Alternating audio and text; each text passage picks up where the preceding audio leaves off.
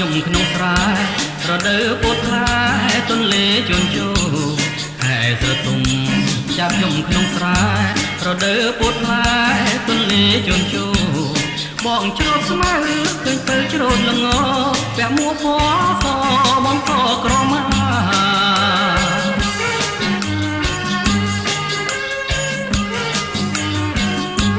ញឹមស្រងស្រស់អើយគ្មានខ្ទឹមឲ្យរៀមសងខឹមជាប់ក្នុងចិន្តាញញឹមស្រងស្រស់អើយគ្មានខ្ទឹមឲ្យរៀមសងខឹមជាប់ក្នុងចិន្តាបងអ្នកស្រែអូនអ្នកចំការយើងចាប់ដៃគ្នាសាងវាសនាថ្មី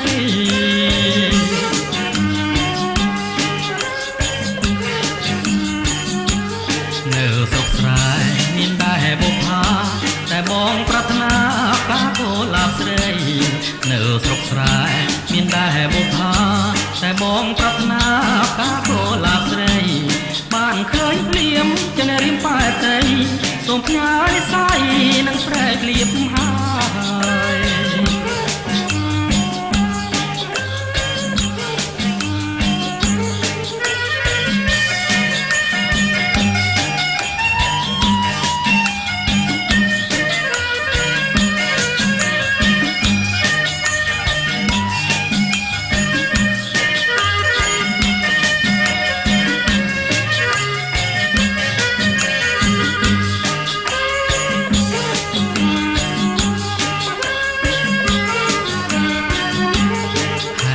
ទុំ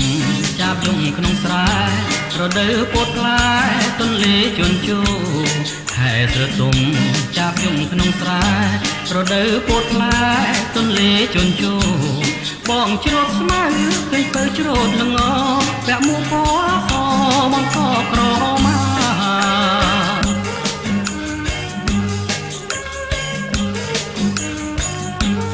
ញឹមស្រងស្រស់អើយគ្មានខ្ទឹម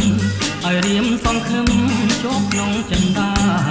ញញឹមស្រងស្រស់អើយគ្មានខ្ទឹមឲ្យរៀមសងខឹមជាប់ក្នុងចិន្តាបងអ្នកស្រែអូនអ្នកចង់ការយើងចាប់ដៃគ្នាសាងវាសនាថ្មី